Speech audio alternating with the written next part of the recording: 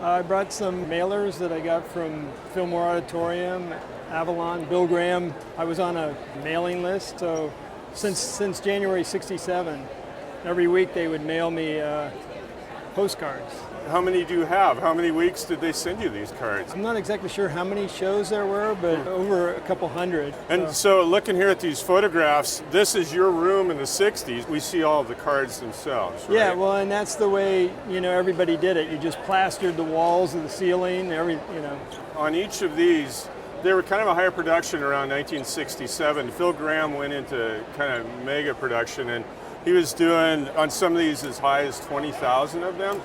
But even yet today, they're really rare because kids hung them on their wall with tacks and tape, and they were so small they weren't like a regular rock poster, and so a lot of them have kind of gone by the wayside. Let's pick a couple out here. I'm a Jimi Hendrix fanatic. Tell me about that one. Rick Griffin's the artist. Griffin, yeah.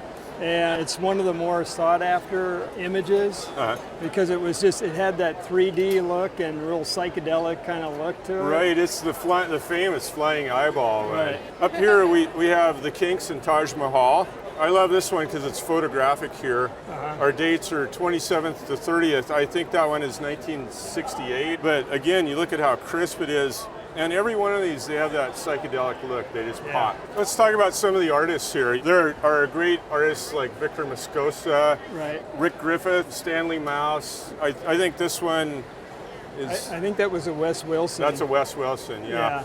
And Wes Wilson is kind of recognized now as being the most productive, and he's really well respected, as all the other ones we mentioned. And there are many more in here. And these are all, the collectors call these postcards, but you also have budget posters, which are the 8.5 by 11 posters, which are down in there. And they're actually a lot rarer because they're a smaller production. Condition is everything. These are all super crisp and minty. I mean, you really, really took good care of them. This is a rare one.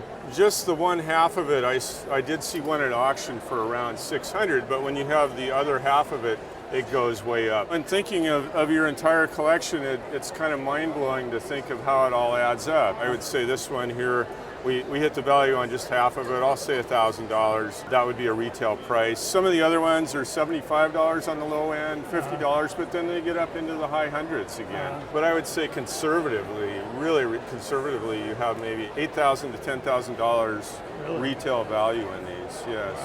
Thank you, Bill Graham, right? Yeah, I know.